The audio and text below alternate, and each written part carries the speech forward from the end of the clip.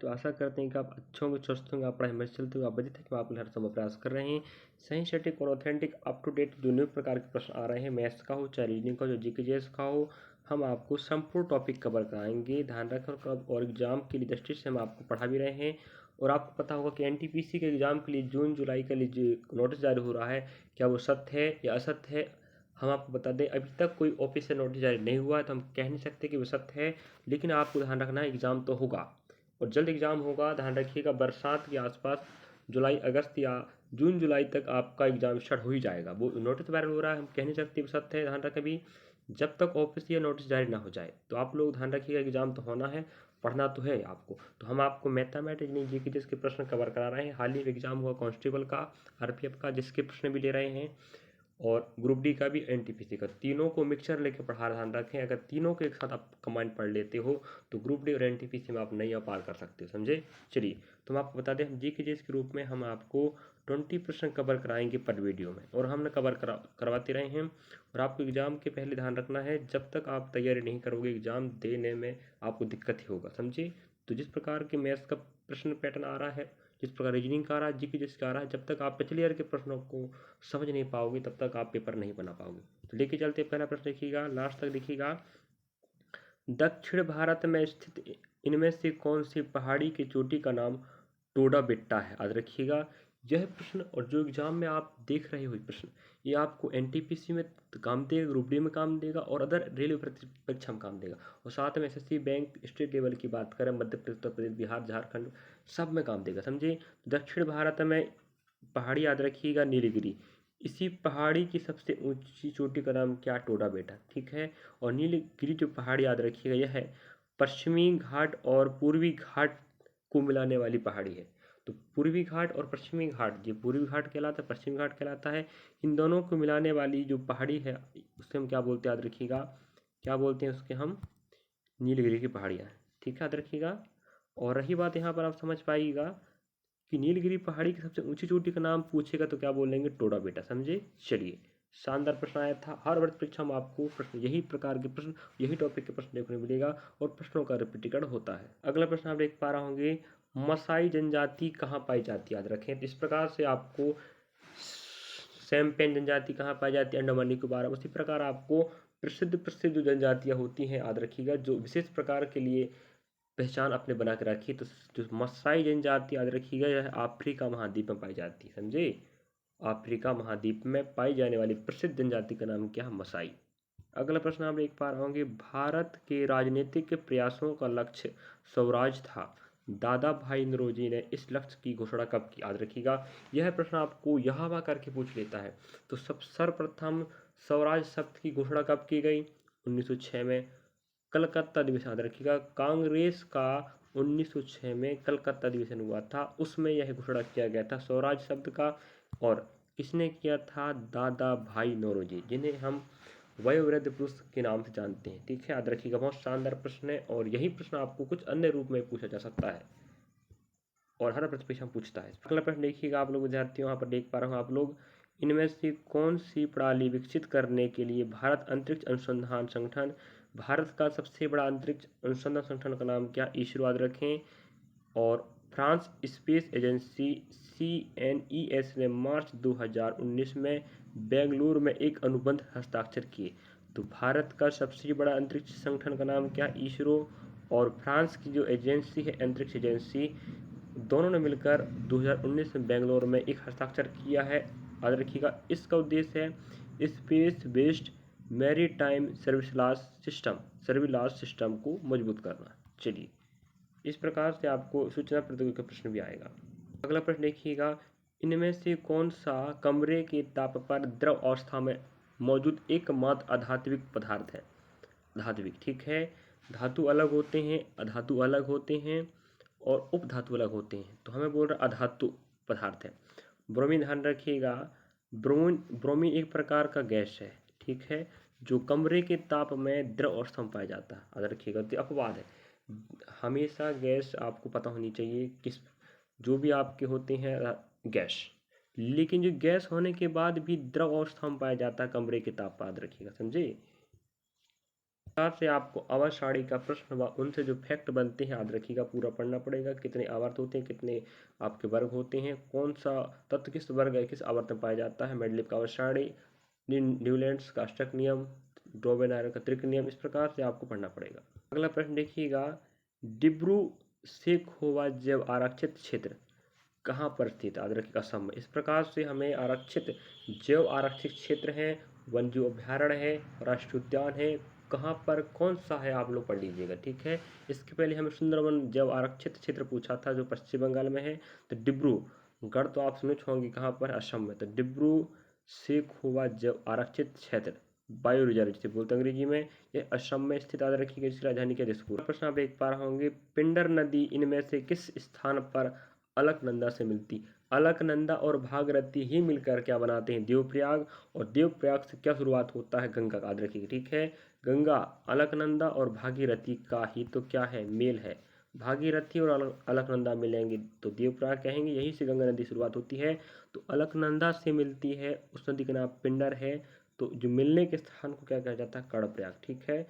भागीरथी अलकनंदा मिले तो देवप्रयाग कहे, तो पिंडर और अलकनंदा मिलेंगे तो उसे कर्णप्रयाग के रूप में जाना जाता है। इस प्रकार से आपको मिलान का प्रश्न पढ़ना पड़ेगा। प्रश्न आप देख पा रहे होंगे, निम्नलिखित में से कौन सा बाइनरी संख्या प्रणाली का उदाहरण है। अगर आप कंप्यूटर पढ़ते होंगे तो आपको पता होगा, ऑप्शन में पहला आपका क्या बाइनरी प्रणाली का उदाहरण है, समझे। ये कंप्यूटर का प्रश्न आपको इतिहास, भूगोल, राजनीति, अर्थशास्त्र, कंप्यूटर, खेल प्रदर्शन, पूरा समसामयिक घटना, सब साइंस आपको सब मिलेगा समाहित। अगला प्रश्न आप देख पा रहे होंगे, चीनी के एल्कोहल में रूपांतरण की प्रक्रिया को क्या कहा जाता है। याद रखिएगा, चीनी मतलब शक्कर, शक्कर को आप लोग, एल्कोहल मीन्स होता है शराब, जब शक्कर को एल्कोहल के रूप में, शराब के रूप में परिवर्तित किया जाता है तो उसको साइंस की भाषा में किण्वन कहा जाता है, जिसे अंग्रेजी में क्या बोलते हैं, फर्मेंटेशन, ठीक, याद रखिएगा, फर्मेंटेशन या बोलो आप लोग किण्वन। ये शानदार प्रश्न कई भर्ती परीक्षाओं में इन्हें पूछता है और पूछेगा, और कुछ प्रश्न तो बिल्कुल रेलवे आपको याद रखिएगा, वही टॉपिक का वही प्रश्न को रिपीट कर देता है। अगला प्रश्न आप देख पा रहे होंगे, मनरेगा। मनरेगा योजना के अंतर्गत निम्न में से कौन सी अधिकार की गारंटी देता है, याद रखिएगा, मनरेगा काम का अधिकार की गारंटी देता है, और यह कहता है मनरेगा 100 दिन तक काम दिया जाएगा। तो ग्रामीण क्षेत्रों में 100 दिन काम करने का अधिकार या गारंटी कौन देता है, मनरेगा। इसका पहले नाम क्या था, नरेगा था, नरेगा क्या था, नरेगा था, अब इसका नाम हो गया मनरेगा। तो महात्मा गांधी राष्ट्रीय ग्रामीण रोजगार गारंटी अधिनियम, ठीक है। पहले महात्मा गांधी नहीं लगा था तो नरेगा कहते थे, अब नरेगा ना हो कि मनरेगा हो गया। अगला प्रश्न आप देख पा रहे होंगे, संयुक्त राष्ट्र संघ के वर्तमान महासचिव इनमें से किस देश से संबंधित है। तो याद रखें, उस समय का प्रश्न है जब एग्जाम आपको पता 2022 में था। हम आपको बता दें, जो हम अभी आपको जीके जिस कवर करा रहे हैं ये आपके एनटीपीसी एग्जाम के हैं, और हम आपको पहले बता देते हैं कि एनटीपीसी का, कि ग्रुप डी का, कि आरपीएफ कांस्टेबल का। एग्जाम के पहले आपको हमेशा तीनों परीक्षाओं का प्रश्न देखना है, चाहे मैथ्स का हो चाहे रीजनिंग का, जीके जिसको। आपको रेलवे में तो काम देने वाला एनटीपीसी ग्रुप डी के लिए कांस्टेबल एग्जाम हो चुका है, और आपको अदर प्रतिपरीक्षाओं में भी काम देगा, जब हम आप लिख के बोल देते, समझे। चलिए, तो यूएन की बात करें, मतलब होता है संयुक्त राष्ट्र संघ के वर्तमान महासचिव कौन है, तो याद रखिएगा एंटोनी पुर्तगेल, ठीक है। और कहाँ के रहने वाले, पुर्तगाल के, ध्यान रखिएगा, उस समय के प्रश्न बना था जी। एंटोनी गुतरेस क्या बोलते हैं, एंटोनी गुतरेस थे, जो कहाँ के रहने वाले, पुर्तगाल के, ठीक है, एंटोनी गुतरेस। चलिए, अगला प्रश्न आपके समक्ष आप देख पा रहे होंगे, निम्नलिखित में से कौन सा स्मारक दिल्ली में स्थित नहीं है। इस प्रकार से आपको ये पैटर्न फॉलो करना, देख लीजिए आप। अभी मैं कंटिन्यू आपको रेलवे भर्ती परीक्षा के लिए एनटीपीसी का ही पीवाई के प्रश्न कवर करा रहा हूँ, जिसमें आपको जीके जेस कवर हो रहा है। मैथ्स रीजनिंग की बात करो तो हमने ग्रुप डी के प्रश्न ले रहे थे, और आरपीएफ कांस्टेबल के लिया था मैंने, और जीके जेस की बात करो तो मैंने एनटीपीसी के लिया हूँ। तो आप लोग पैटर्न को समझो किस प्रकार का प्रश्न कवर कर रहा है, और वही टॉपिक उठा के आप लोग पढ़ लीजिएगा, समझे। तो दिल्ली में स्थित नहीं है कह रहा था, कुतुब मीनार दिल्ली में है, अग्रसेन बावड़ी दिल्ली में है, लाल किला दिल्ली में है, पंचमहल दिल्ली में नहीं है। अब नहीं है तो कहाँ पर है, आपका होमवर्क रहेगा। तो मुझे उम्मीद है कि आप लोग आंसर बताओगे, और आप लोग मुझे देख रहे हो, समझ रहे हो, तो प्रयास कीजिएगा, जो होमवर्क देते हैं, जो प्रश्न हम पढ़ाते हैं, वो प्रश्न आपको इंगित करता है, अगली बार उस टॉपिक का प्रश्न आऊँगा, समझे। तो आप लोग पढ़ लीजिएगा। अगला प्रश्न देखिएगा, मार्च 2019 में इनमें से किसे भारत का पहला लोकपाल, भ्रष्टाचार विरोधी लोकपाल के रूप में नियुक्त किया गया था। तो भारत का पहला लोकपाल भ्रष्टाचार विरोधी लोकपाल के रूप में नियुक्त किया गया था, याद रखिएगा, पिनोकी चंद्र घोष। उस समय का करंट अफेयर का प्रश्न था, ठीक है। तो लोकपाल के पद पर इन्हें आसीन किया गया था भ्रष्टाचार के खिलाफ, याद रखिएगा जी, शानदार प्रश्न। अगला प्रश्न आप देख पा रहे होंगे, स्तनधारियों से संबंधित इनमें से कौन सा कथन सही है। इस प्रकार से आप देखिए, स्तनधारी से स्तनधारी के रूप में मनुष्य भी शामिल, याद रखेंगे। ब्लू व्हेल जो सबसे बड़ा जलीय जीव होता है, ध्यान रखेंगे, जो विशालकाय जीव, वह भी स्तनधारी जीव के अंतर्गत आता है। तो स्तनधारी जीव में से कौन सा गलत है, कह रहा है कथन। अगर आपको स्तनधारी पता है, स्तनपायी पता है, अंडज पता है, इस प्रकार से आपको जीवों का वर्गीकरण का क्लासिफिकेशन पता, तो आप छांट सकते हो। समानता स्तनधारी जीवों के बाल होते हैं, मनुष्य भी आता है इसमें। क्या मनुष्य के बाल होते हैं? हाँ, होते हैं। बच्चों को दूध पिलाने के लिए इनमें स्तन ग्रंथियां मौजूद होती हैं, सही बात है, याद रखिएगा। माँ होती है जो स्तन ग्रंथियों के माध्यम से दूध पिलाती है बच्चों को, सही बात है। पहला भी सही, दूसरा भी सही है। कुछ स्तनधारी अंडे देते हैं, ये बात भी सही है। इनके हृदय 3 प्रकृत होते हैं, 3 नहीं मेरे विद्यार्थियों, 4 होते हैं, ठीक है, याद रखिएगा। 3 नहीं होते हैं, इनके कितने होते हैं? 4। अगला लेके चलते हैं। अगला प्रश्न आप देख पा रहे होंगे, मीराबाई कहाँ की राजपूत की राजकुमारी थी, याद रखिएगा। मीराबाई कहाँ की राजपूत की राजकुमारी थी, तो आपका आंसर होगा मेड़ता, ठीक है, मेड़ता की राजकुमारी थी मीराबाई। अगला प्रश्न आप देख पा रहे होंगे, सत्यशोधक समाज की स्थापना किसने की। इस प्रकार जितने भी आपके सामाजिक संस्थान हैं, राष्ट्रीय स्तर की संस्थाएं हैं, अंतर्राष्ट्रीय संस्थाएं, स्थापना कब हुआ, कहाँ पर हुआ, किसने किया है, और किस इसका उद्देश्य क्या है, जी जरूर पूछ रहा है। सत्यशोधक समाज का मतलब होता है सत्य की खोज करना ही क्या कहलाता है, सत्यशोधक समाज। और इसका मतलब होता है, इसकी स्थापना ज्योतिबा फुले ने किया था, रखिएगा, महाराष्ट्र के पुणे में, समझे। अपनी पत्नी के साथ, पत्नी का नाम क्या है आप लोग बताइएगा, सावित्रीबाई फुले। अगला प्रश्न आप देख पा रहा हूँ कि रोगजनक सूक्ष्म जीवों की वृद्धि को रोकने के लिए कौन सी दवा, ओ समझ आएंगे, देखिए क्या बोल रहा है आपको। रोगजनक सूक्ष्म जीवों की वृद्धि को रोकने वाली दवाओं को क्या कहा जाता है। आपके शरीर में रोग एंटर कर चुके हैं, उनको रोकना, उनकी वृद्धि को रोकना है, तो इसके लिए जो दवा प्रयोग होता है उसे हम एंटीबायोटिक्स कहते हैं, समझे, एंटीबायोटिक्स कहा जाता है।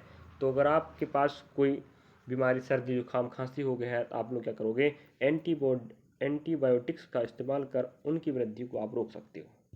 चलिए, यहाँ पर प्रश्न हमें कह रहा है, राष्ट्रीय विकास परिषद, जिसे हम अंग्रेजी में एनडीसी कहते हैं, का अध्यक्ष कौन होता है, रखिएगा।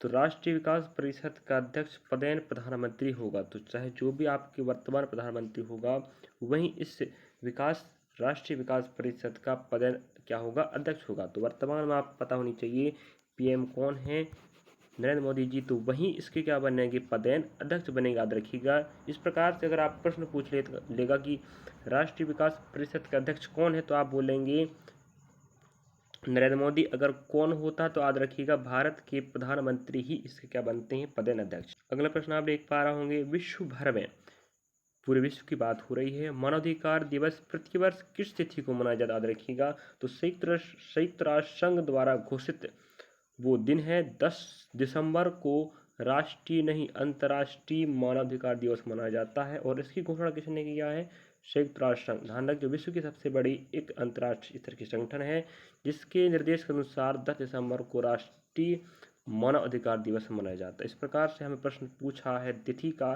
तो इस प्रकार से जो हमें पैटर्न समझाता है कि तिथियों से भी प्रश्न आने की संभावना है। अगला प्रश्न आप देख पा रहे होंगे, क्षेत्रीय ग्रामीण बैंकों की स्थापना इनमें से किस वर्ष की गई थी, याद रखिएगा। तो क्षेत्रीय ग्रामीण बैंक की बात हो रही है, तो इसकी स्थापना 1975 में की गई। इस प्रकार से आपको RBI, SBI, reserve bank of India, IMF हो गया, विश्व बैंक, सब चीज़ के लिए आपको स्थापना कब हुआ है, स्थापना कहाँ पर हुआ है, मुख्यालय कहाँ पर है, वर्तमान महानिदेशक कौन है। तो विश्व बैंक की बात करें, अंतर्राष्ट्रीय मुद्रा कोष की बात करें, आरबीआई की बात करें और एसबीआई की बात करें, और अदर भी आपके पास हर राज्य के अपने अपने बैंक है, सबके बारे में पढ़ना पड़ेगा। अगला प्रश्न आप देख पा रहे होंगे, इनमें से किसकी मृत्यु चौगान खेलने के दौरान हुई, याद रखिएगा। तो आपको पता होनी चाहिए कुतुबुद्दीन ऐबक, ध्यान रखें, कुतुबुद्दीन ऐबक जब चौगान खेल रहे, ध्यान रखें, तो उस खेल के समय इनकी हादसा के दौरान मृत्यु हो गई थी। तो इस प्रकार से आपको प्रश्न पूछा गया इतिहास का, देखिएगा। नेक्स्ट प्रश्न देख सकते हैं आप। अगला प्रश्न आपके समक्ष है, इनमें से किसे जनवरी 2021 में भारतीय चुनाव आयोग का उप चुनाव आयुक्त नियुक्त किया गया था? इस प्रकार से आपको पता होनी चाहिए। अभी तो आपके पास ज्ञानेश्वर कुमार, वर्तमान में भारत के चुनाव आयुक्त कौन है? ज्ञानेश्वर कुमार। इसके पहले कौन थे? राजीव कुमार। याद रखिएगा, ये प्रश्न आप पूछेगा। और पहले चुनाव आयुक्त की बात करें तो सुकुमार सेन को बनाया गया था, और उसके बाद राजीव कुमार बनाए गए थे। उसके बाद अभी वर्तमान में ज्ञानेश्वर कुमार है, और इनके पहले कौन थे? राजीव कुमार। याद रखिएगा। और पहले कौन थे? सुकुमार सेन। इस प्रकार से आप पूरा डिटेल पढ़ लीजिएगा। थोड़ा थोड़ा फैक्ट हम आपको बताते चलेंगे, आपको नोट डाउन करते चलना और पढ़ते चलना। अगला प्रश्न आप देख पा रहे होंगे, national centre for super computing application द्वारा विकसित भारत का पहला विकसित पहला वेब ब्राउजर कौन सा था? याद रखिएगा। तो याद रखिएगा मोज़ेक। ठीक है। इस प्रकार से आपको कंप्यूटर का प्रश्न, इतिहास, भूगोल, राजनीति, अर्थशास्त्र, खेल, करंट अफेयर, समसामयिक घटनाएं और साइंस का प्रश्न आपको सभी यहाँ पर समाहित हो रहे हैं जो एग्जाम में आ चुके हैं। एनटीपीसी पिछले ईयर के प्रश्न में आपको पैटर्न को समझना है, कौन सा टॉपिक को कवर कर रहा है, वही टॉपिक आपको एक्स्ट्रा फैक्ट में उठा के अलग से पढ़ना पड़ेगा। अगला प्रश्न आप देख पा रहे होंगे, संयुक्त राष्ट्र संघ। संयुक्त राष्ट्र संघ का तो संघ का प्रश्न हमें हर शिफ्ट में एक प्रश्न मिल ही रहा है। तो इस प्रकार से अंतर्राष्ट्रीय स्तर के जितने भी संगठन है आपको पूरा पढ़ना पड़ेगा। अंतर्राष्ट्रीय स्तर की बात हो चाहे राष्ट्रीय स्तर की बात हो, आपको संपूर्ण संगठनों की स्थापना कब हुआ है, किसने किया हुआ, इसके वर्तमान मुख्यालय कहाँ पर है, वह निदेशक कौन है? पढ़ लीजिएगा भाई, प्रश्न बार बार पूछ रहा है। संयुक्त राष्ट्र संघ का तो हम कितानों प्रश्न पूछ चुका, याद रखिएगा, इसका प्रश्न एग्जाम आएगा। संयुक्त राष्ट्र संघ मतलब यूएनए के चौथे महासचिव की बात करें तो कट वर्ल्ड हैम थे किस देश के भूतपूर्व राष्ट्रपति थे? ये पूछ रहा है। तो याद रखिएगा ऑस्ट्रिया। ठीक है। तो संयुक्त राष्ट्र संघ जो अंतर्राष्ट्रीय स्तर की बहुत बड़ी संस्था है, इसके चौथे महासचिव की बात कर रहा है, उनका नाम क्या है? कर्ट वर्ल्ड हैम, जो कहाँ के राष्ट्रपति थे? पूर्व ऑस्ट्रिया, और महासचिव बने थे चौथे नंबर के। अगला प्रश्न आप देख पा रहे होंगे यहाँ पर कि सितंबर 2020 तक प्राप्त जानकारी के अनुसार ऑस्ट्रेलिया के प्रधानमंत्री कौन है? इस प्रकार से आप देखिएगा, अंतर्राष्ट्रीय स्तर का प्रश्न पूछा है तो स्कॉट मॉरिसन उस समय का प्रश्न जो आपके करंट अफेयर ग्रुप में था, सीए के रूप में। ठीक है। तो आपको अपने नज़दीक के आसपास के भूटान, नेपाल, पाकिस्तान, चीन, अफगानिस्तान, श्रीलंका, बांग्लादेश, म्यांमार, तो इस प्रकार से आपको निकटवर्ती देशों की राजधानियाँ, मुद्राएं व खेल व निकटवर्ती सीमाओं के बारे में पढ़ लीजिएगा। और आपको जो एक्स्ट्रा फैक्ट लगता है माना जाए कि कुछ विशेष संबंध है अंतर्राष्ट्रीय स्तर पर, उन देशों के प्रधानमंत्री पढ़ लीजिएगा कि अंतर्राष्ट्रीय समझौते कब बैठक हुआ है, क्या बैठक हुआ है, क्या समझौता हुआ। ठीक है। इस प्रकार से यहाँ पर हमने आपको 20 प्रश्न कवर कराया है जो आपको एग्जाम की दृष्टि से महत्वपूर्ण है। यही प्रश्न, इसी पैटर्न के, यही टॉपिक के प्रश्न एग्जाम देखने मिलेगा। बस आपको एक्स्ट्रा फैक्ट बनना पड़ेगा। और हम आपको मैथमेटिक्स, रीजनिंग, जीके, ये तीनों पोर्शन कवर करा रहे हैं। NTPC, group D, RPF, constable, तीनों मिला के आपको अलग अलग भर्ती परीक्षाओं के लिए काम देने वाला, साथ में रेलवे के लिए तो आप काम देने वाला। चलिए मिलेंगे नेक्स्ट पार्ट में। धन्यवाद आपका, अपना मैं देखा।